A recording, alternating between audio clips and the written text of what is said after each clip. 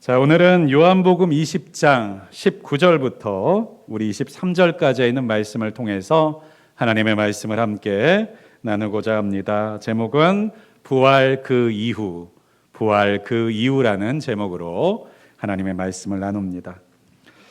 여러분, 지난 주일이 부활 주일이었습니다. 기억나십니까? 네, 요즘에 바쁘게 사시다 보니까 지난주 한 주간 지나간 것이 한 달은 지나간 것 같고 몇 달은 지나간 것 같이 혹시 그렇게 정신없이 살고 계시는 않은지 모르겠습니다. 네, 우리 지난 주일이 예수님께서 부활하신 그 부활을 우리가 기억하고 찬양하는 부활 주일이었습니다. 예수님께서는 다시 살아나셨습니다. 누구를 위해서요? 우리를 위해서 다시 살아나셨습니다. 우리를 다시 살리시려고 그 부활의 생명으로 살아가게 하시려고 다시 살아나신 것이죠. 그런데요, 예수님께서는 이미 2000년 전에 우리를 위해서 죽으시고 다시 살아나셨는데 여전히 그 예수님 당시에도 그렇고 지금도 그렇고요, 예수님의 이 부활을 누리지 못하고 살아가는 사람들이 분명히 있다라고 하는 사실이에요. 예수님이 계셨던 그 시대에도 얼마나 예수님이 다시 살아나셨음에도 불구하고 믿지 못하던 사람들이 얼마나 많이 있었습니까? 특별히 이 이유가 무엇이냐면 예수님께서는 모든 사람에게 그 부활하신 모습을 보여주신 것이 아니었기 때문이기도 한 것이죠. 지금으로 말하면 방송에 나오셔서 TV로 인터뷰라도 하시면 좋으려지만 그 당시에 예수님께서 부활하신 뒤에 보여주신 사람들은요, 12제자를부터 시작해서 500여 성도들에게만 예수님의 부활하신 모습을 친히 보여주셨다라고 성경은 기록하고 있습니다. 물론 500명이라는 사람이 적은 숫자는 아닌 것이 틀림이 없지요. 하지만 모든 사람에게 보여주시지 않은 것도 사실입니다.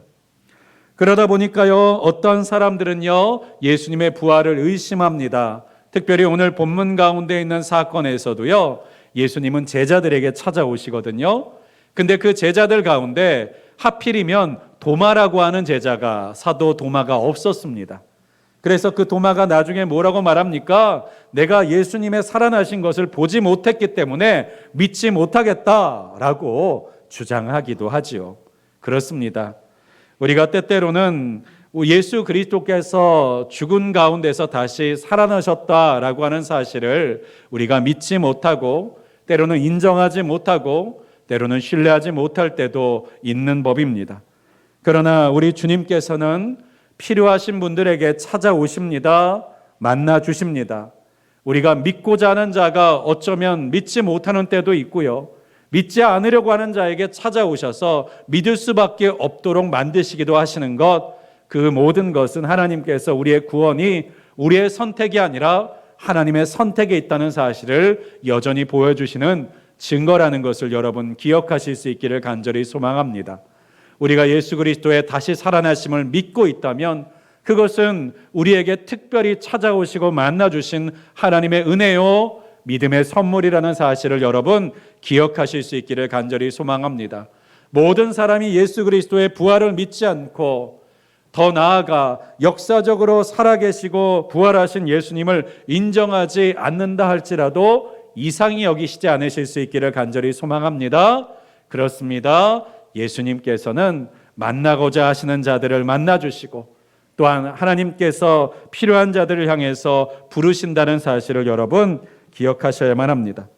특별히 오늘 본문 가운데에서도 예수님께서는요, 이 부활을 통해서 그 부활된 몸을 가지고 제자들에게 찾아오셨습니다. 19절에 있는 말씀인데요, 이날 곧 안식 후 첫날 저녁 때에 제자들이 유대인들을 두려워하여 모인 곳에 문들을 닫았더니 예수께서 오사 가운데 서서 이르시되 너희에게 평강이 있을지어다. 여러분, 이 예수님께서 제자들을 찾아오셨던 때가 언제냐고 성경에서 말씀하고 있냐면요, 이날 곧 안식 후 첫날 저녁 때였다라고 말합니다. 이 날은 예수님께서 무덤에서 부활하신 그 다음 주입니다. 그리고 예수님께서 그 부활하신 것을 그 여인들을 통해서 보게 하신 그 다음 주일이에요. 부활주일로 기준으로 말하자면 지난주가 부활주일이었다면 이번 주입니다. 이번 주 저녁 때 주님께서 우리 335 찬양대가 찬양하는 찬양 예배 가운데 찾아오셨다라고 하는 것이죠. 그런데요, 그곳의 분위기가 어떠했냐면요, 우리가 부활주일이 지난주였다면 이번 주는 우리가 어떤 찬양을 올려드리는 날들이 되어야겠습니까? 부활의 기쁨 가운데 있어야 되지 않겠습니까? 다시 살아나신 주님으로 인하여서 승리를 외치는 날이 되어야 되지 않겠어요? 그런데 오늘 본문 가운데 제자들의 모습을 보니까요, 그들은요 전혀 승리한 사람들 같지 않고요, 전혀 기쁨 가운데 있는 사람들 같지 않습니다. 특별히 그들의 모습을 이렇게 표현합니다. 모인 곳에 문들을 닫았더니 라고요. 문을 닫은 게 뭐가 문제냐? 문단속 잘하는 건 안전하게 살아가는 비결이 아니냐라고 생각하실 수도 있지만, 오늘 본문에 문을 닫았다는 것은 단순히 문을 닫았다라는 뜻만이 아니라 그들의 마음 문이 닫혀 있다는 것을 보여주고 있는 것입니다.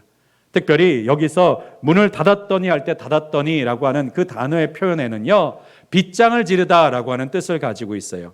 여러분, 빗장을 지르는 것이 무엇인지 아십니까? 우리는 그저 문을 이렇게 닫는 것이 아니라, 문을 잠그는 것이 아니라, 과거에는 문을 뚫고 아무도 들어오지 못하게 하기 위해서 문에다가요 그 빗장이라는 것을 가로질러서 문이 열리지 않게 막아놓거나, 때로는 그 문을 부시지 못하게 하기 위해서 그 나무 같은 것을 박아놓기도 했어요. 그렇습니다. 이곳에 있는 제자들은요, 누가 밖에서 들어와서 우리를 해코지 할까 두려워하는 마음 때문에요, 문에 빗장을 지르고 있었습니다. 그런데 문에만 빗장을 지르고 있는 것이 아니라 그들의 마음도 여전히 빗장이 질러져 있었다는 상태라는 것을 우리에게 상징적으로 보여주고 있는 것이에요. 그들은요, 예수님께서 십자가에 달려 죽으신 이후에 예수님의 시신이 아리마대 요셉의 무덤 가운데 묻히게 되었을 때, 예수님의 육체가 그 무덤에 묻히셨을 때 그들은요 그 무덤 속에 있지 않았습니다. 하지만 그들의 마음은 이미 무덤 속에 있었어요. 육체는 무덤 밖에 있지만 그들의 마음은 이미 무덤 속에 있는 자와 같이 죽은 자와 같은 심령과 마음을 가지고 있었다는 것입니다.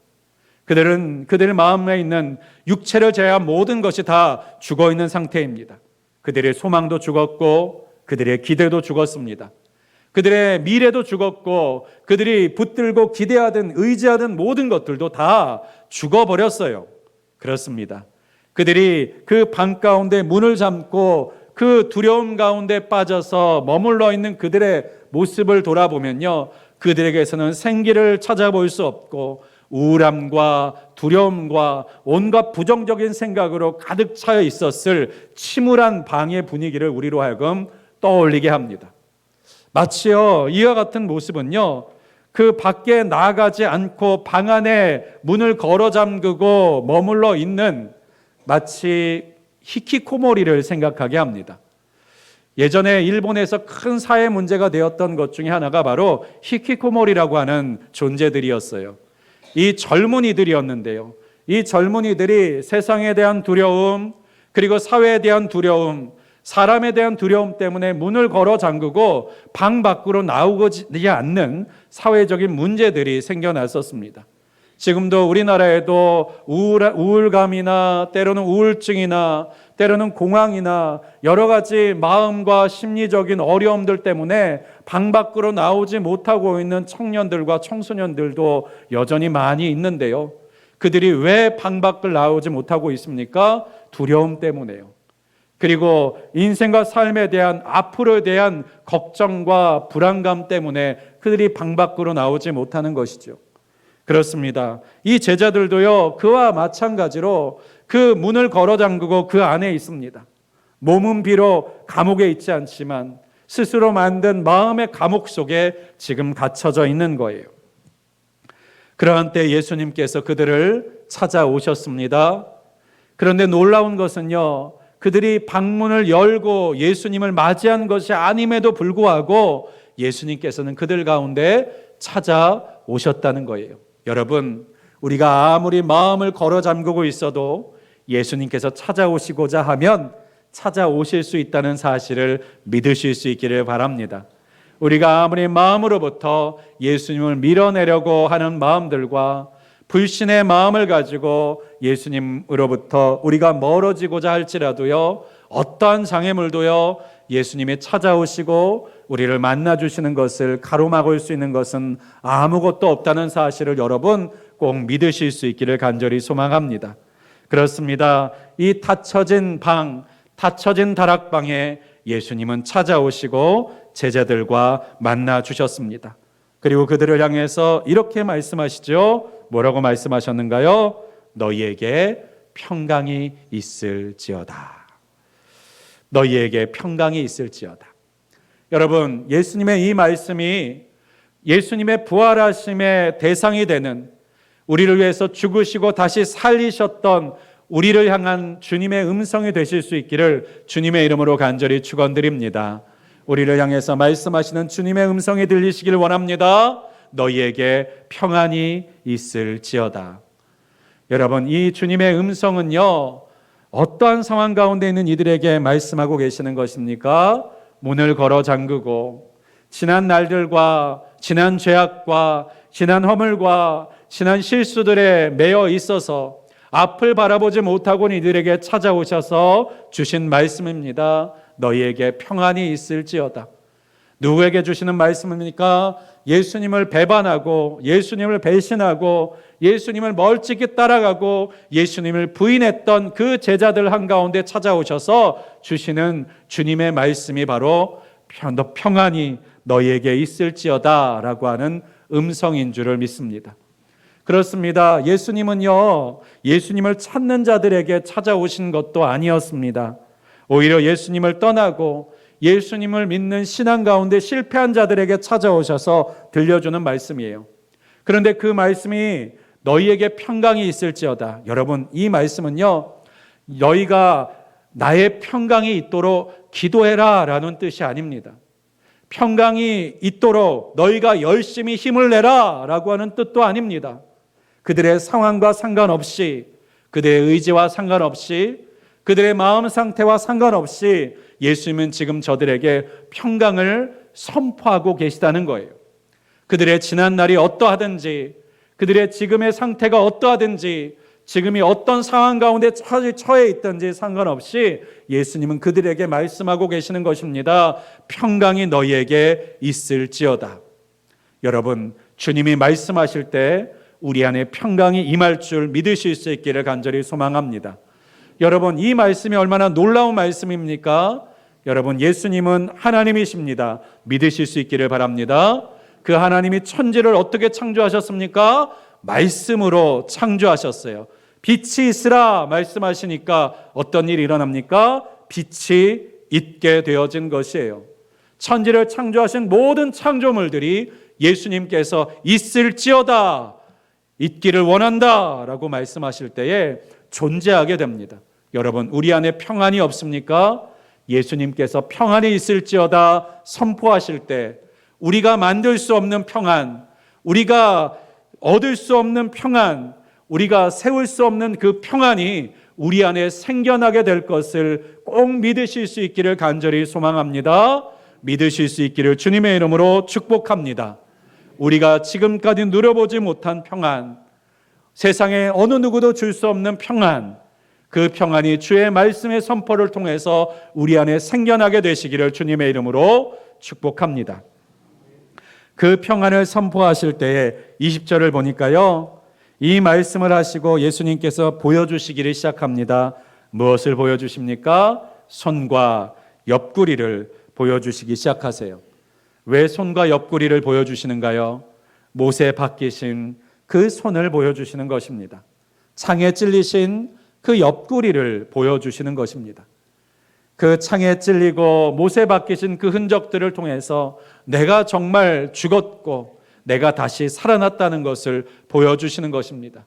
그저 예수님을 닮은 누군가가 아니라 바로 십자가에 못 박혀 있었던 예수가 바로 나였고, 창의 옆구리에 찔렸던 예수가 바로 나였고, 너희를 위해서 십자가에 달린 예수가 바로 나라는 사실을 그 제자들에게 보여주셨던 것이죠. 그럴 때 제자들은요, 어떻게 됩니까? 주를 보고 기뻐하더라. 여러분, 우리의 기쁨이 어디서부터 회복됩니까? 세상의 평안은요, 우리의 필요를 채워주는 것으로 우리를 기쁘게 하려고 합니다. 집이 없는 사람에게는 집을, 먹을 것이 없는 사람에게는 먹을 것을, 돈이 없는 사람에게는 돈을 허락함으로 인하여서 우리에게 평안과 기쁨을 주려고 합니다. 그러나 이와 같은 기쁨은요, 한정된 기쁨, 유한한 기쁨일 수밖에 없습니다. 왜냐하면 우리의 필요는요, 계속해서 생겨나기 때문입니다. 우리는 날마다 그 결핍과 부족함으로부터 완전한 자유를 누리며 살아갈 수 없는 존재이기 때문인 것이죠. 그러한 우리에게 예수님께서는요, 주님을 보여주십니다. 우리를 위해서 죽으신 주님을 보여주시면서 우리에게 기쁨을 회복하기를 원하시는 줄을 믿습니다. 사랑하는 여러분, 나를 보면서 기뻐하실 것이 없습니까? 내가 지나간 날들을 통해서 아무리 지나간 날들을 살펴보아도 내가 기쁘고 만족하고 평안할 수 있는 이유가 없으십니까? 주님을 바라보실 수 있기를 간절히 소망합니다. 내가 이룬 것, 내가 행한 것, 내가 살아온 날들을 보면서 기뻐할 수 있는 것이 없다면 주님을 바라보실 수 있기를 바랍니다. 주님의 약속을 바라보실 수 있기를 바랍니다. 주님이 나를 위해서 죽으심으로 나의 모든 죄의 문제를 해결하여 주셨고 죄의 값을 갚아 주셨고 우리 주님과 영원한 생명 가운데 함께 살아갈 수 있도록 우리에게 놀라운 축복과 약속을 주셨다는 사실, 그것을 주신 예수님을 바라보면서 기뻐하실 수 있는 여러분이 되실 수 있기를 주님의 이름으로 간절히 축원드립니다. 예전에 6.25 전쟁 때 전쟁의 치열한 속에서 그 미군 병사들이 전쟁터 한가운데서 내일에 대한 소망을 잃어버린 채 그 고달픈 전쟁터를 지켜나아갈 때가 있었습니다. 그때 기자 한 사람이 그 군인들을 인터뷰하는 가운데서 이러한 질문을 했어요. 만약 내가 하나님이라면 당신에게 지금 무엇을 주었으면 좋겠습니까? 라는 질문을 했다고 합니다. 그때 한 병사가 이렇게 대답했다고 해요. 우리에게 내일을 주십시오. 내일을 주십시오. 오늘이라도 당장 죽을 수도 있는 죽음의 공포, 두려움과 그리고 환경과 상황 속에서 살아가고 있던 그 병사들에게, 그 젊은 병사들에게 꼭 필요했던 것은요, 단순한 먹을 것, 입을 것, 그 필요를 채우는 것들만이 아니라 바로 내일을 갖기를 원했었다라고 하는 것입니다. 여러분, 내일을 갖기를 원하는 자들에게 내일을 약속해 주온다면 그 얼마나 놀라운 기쁨이겠습니까마는 예수님께서 우리에게 약속하신 것은 단순히 내일을 약속하신 것을 넘어서 영생을 우리에게 허락해 주시고 약속해 주셨다는 사실을 여러분 꼭 기억하실 수 있기를 간절히 소망합니다. 우리에게 영원한 하나님의 나라를 선물로 주셨습니다. 우리를 하나님의 자녀 삼아주심으로 인하여서 그 영원한 하나님의 나라 가운데서 함께 살아갈 수 있는 자녀의 특권을 주셨습니다. 그 특권과 그 약속 때문에 우리가 때로는 지금 고난의 터널을, 때로는 사망의 골짜기를 지나가는 것과 같은 인생 가운데 있을지라도 우리 주님께서 주실 그 내일과 그 영생을 바라보며 예수님을 바라보며 기뻐하실 수 있는 저와 여러분 되실 수 있기를 주님의 이름으로 간절히 축원드립니다. 그런데요, 이 기쁨과 이 평강을 하는 예수님께서 선포하실 때에 오늘 21절의 말씀을 보니까요, 왜 이 평강을 선포하셨는지에 대한 이유가 나옵니다. 21절입니다. 예수께서 또 이르시되 너희에게 평강이 있을지어다. 왜 평강이 있을지어다라고 말씀하십니까? 아버지께서 나를 보내신 것 같이 나도 너희를 보내노라. 우리 예수님께서 왜 제자들에게 이 평강을 선포하시고 이 평강의 사람이 되게 만드셨습니까? 그것은 아버지께서 예수 그리스도를 보내주신 것과 같이 예수님께서 우리를 보내셔야만 하기 때문입니다. 어디를 향해서요? 세상을 향해서요. 사명을 향해서요. 하나님이 명령하신 비전을 향해서 보내시기 위해서 우리에게 평강을 주시고자 하셨다라고 하는 것입니다. 여러분, 이 평강이 그렇다면 무엇입니까? 보냄받는 자의 평강이 무엇입니까? 다시 돌아올 집이 아니겠습니까? 우리가 보냄을 받아 세상 가운데서 사명과 비전 속에 치열하게 살아가고 또한 하나님의 사람답게 살아가기 위해서 수많은 어려움과 십자가를 짊어지는 인생을 살아가는 가운데서도 우리가 다시 돌아와 위로받을 수 있는, 다시 돌아와 치유받을 수 있는, 다시 돌아와 회복할 수 있는 주님의 품, 평강의 그 자리, 바로 우리 주님께서 우리에게 약속하신 이유가 여기 있는 것입니다. 여러분, 주님께서는 우리로 하여금 그저 예수님 품 안에서만 머물러 있으라고 말씀하시는 것이 아니라 보내시겠다고 말씀하십니다. 누구를 향해서요? 아직 예수 그리스도의 부활을 알지 못하는 자들을 향해서, 그 평강을 주시는 예수님을 만나보지 않는 자들을 위해서 하나님께서 구원하시기를 원하지만 그 구원의 기쁜 소식을 듣지 못한 자들을 향해서 보내시려고 우리를 부르셨다라고 말씀하고 계시는 줄을 믿습니다. 여러분, 우리 주님께서 우리에게 주시는 평강, 그 평강 가운데서 머물러만 있는 사람들이 아니라 그 평강을 딛고 일어나 하나님께서 주신 사명을 감당하실 수 있는 저와 여러분이 되실 수 있기를 주님의 이름으로 간절히 축원을 드립니다. 세상의 사람들도 평강을 기대합니다. 평강을 원합니다. 행복한 인생을 구합니다. 그런데 여러분, 행복하게 된 다음에는요, 행복하게 된 이후에는 무슨 계획이 있으십니까? 무슨 방향이 있으십니까? 무슨 목적지가 있으십니까? 세상의 사람들은요, 마치 도달하지 못할 목적지를 마냥 이상적으로 기대하는 것처럼 행복하고 싶어 하지만 행복하게 된 이유에 대해서는 생각하지 않습니다. 행복하게 되면 내가 무엇을 해야 되는지에 대해서 생각하지 못합니다. 그러나 우리 주님께서는 말씀하십니다. 평안이 너희에게 있을지어다. 그 평안을 가지고 무엇을 하라고요? 내가 아버지께서 나를 보내신 것 같이 너희는 나의 보냄을 따라 나아가라 라고 말씀하고 계시는 줄을 믿습니다. 특별히 이 주님의 명령은 때로는 우리의 힘과 능력으로 감당하지 못할 때가 많이 있습니다. 우리를 행복하게 주님께서 만들어주시고 모든 것에 부족함이 없게 만들어주시는 그 평안을 누릴 때 우리는 그 평안에만 머무르고 싶은 마음들이 있습니다. 다시 슬퍼하고 싶지 않고 다시 어려워지고 싶지 않은 마음들이 있습니다. 그렇다면 주님의 이 명령을 우리는 어떻게 지킬 수 있을까요? 어떻게 수행할 수 있을까요? 그것에 대해서 우리 주님께서는 22절에 이처럼 말씀하고 계십니다. 이 말씀을 하시고 그들을 향하사 숨을 내쉬며 이르시되 뭐라고 말씀하시는가요?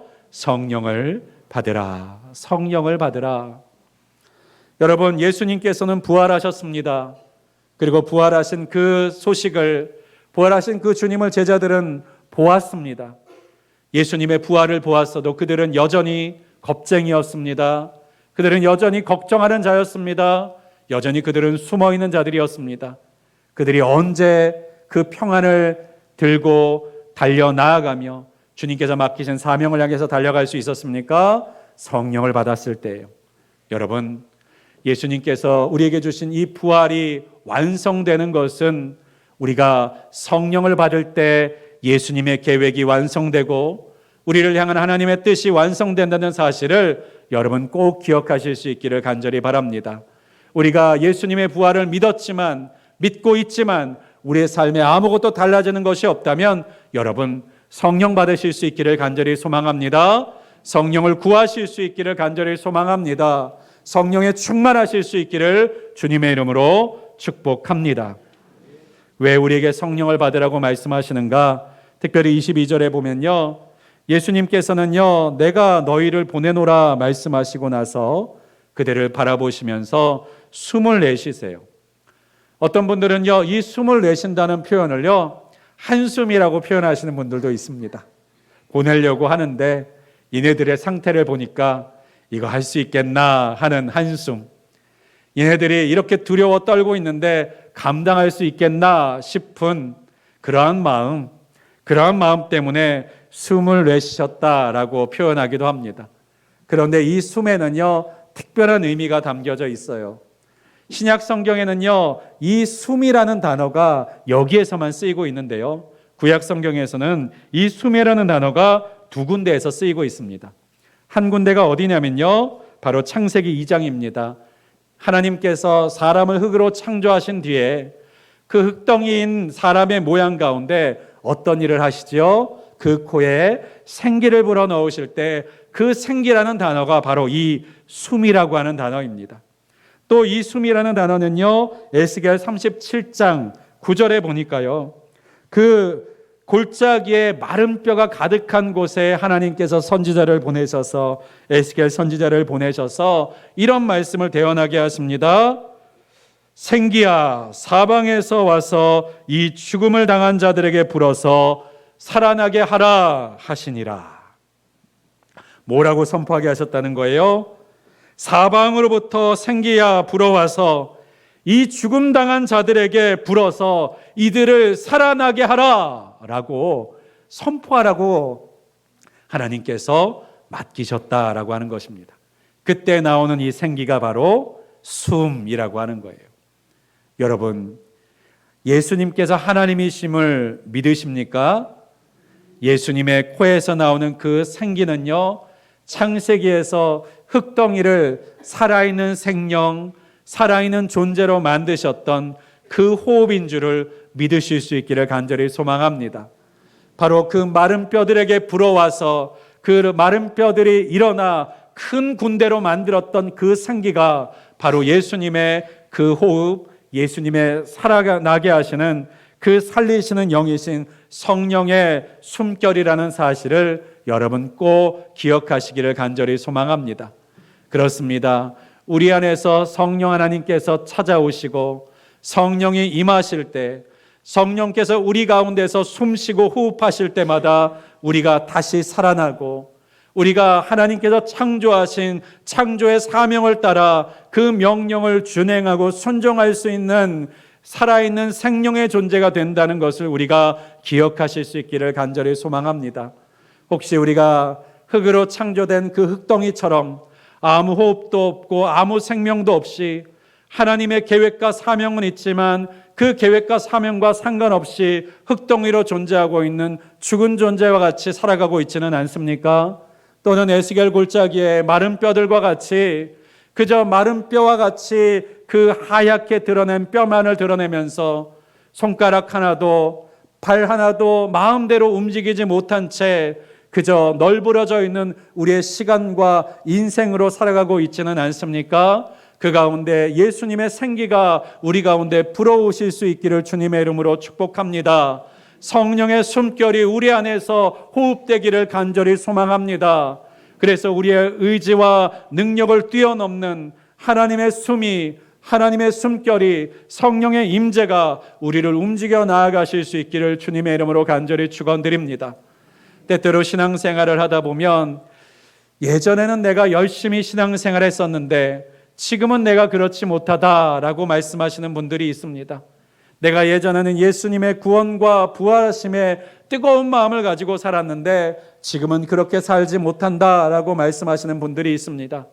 그 이유를 물어보면 내가 나이 들었기 때문이라고 말합니다. 때로는 내 인생과 삶이 바쁘기 때문이라고 말합니다. 세상의 일들이 너무나도 분주해서라고 말합니다. 그러나 여러분 안에 다시 예수 그리스도의 호흡이, 생명의 호흡이, 성령의 임재가 충만하여 임하여졌을 때 에스겔 골짜기에 뼈를 일으키셔서 큰 군대를 만드시는 하나님의 능력이 그와 같은 모든 것을 역전시킬 수 있으심을 믿으실 수 있기를 간절히 소망합니다. 흙덩이와 같이 죽은 자와 같은 우리의 인생과 시간도 우리 주님 앞에 다시 살아날 수 있다는 것을 꼭 기대하고 믿으실 수 있기를 간절히 소망합니다. 말씀을 정리하고자 합니다. 사랑하는 여러분, 예수님의 부활은 우리의 부활이 되고 예수님의 살아나심은 우리의 살아나심이 되게 하기 위하여 예수님께서는 십자가에 죽으시고 부활하셨습니다.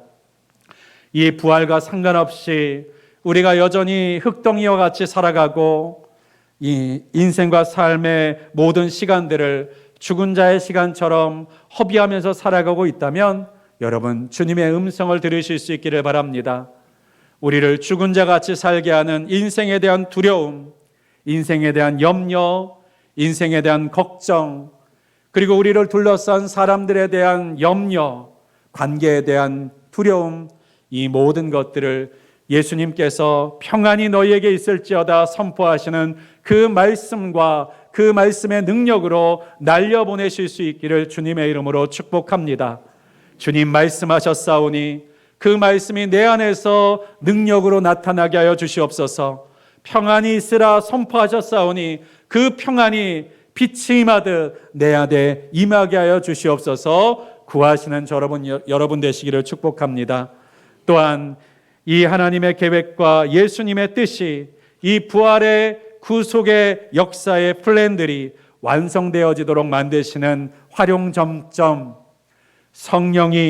성령을 받으라, 이 명령과 말씀을 우리 안에서 사모하고 구하실 수 있기를 주님의 이름으로 간절히 축원드립니다. 우리가 때로는 신앙생활 가운데 낙심하고 때로는 신앙의 여정 가운데서 주저앉아 있는 마른 뼈와 같은 인생이 되었을지라도 그 가운데 주님의 호흡이 다시 한번 불어오면, 주님의 생기가 다시 한번 불어들면 우리 안에서 다시 살아나 주님의 사명을 감당하는, 주님의 비전을 품는 살아있는 그리스도인, 살아있는 사명자가 될 수 있을 줄을 믿으실 수 있기를 간절히 소망합니다. 이 성령의 임재를 구하고 성령의 역사하심이 우리 가운데 나타나시기를 사모하며 부르짖는 저와 여러분 되시기를 주님의 이름으로 간절히 축원드립니다.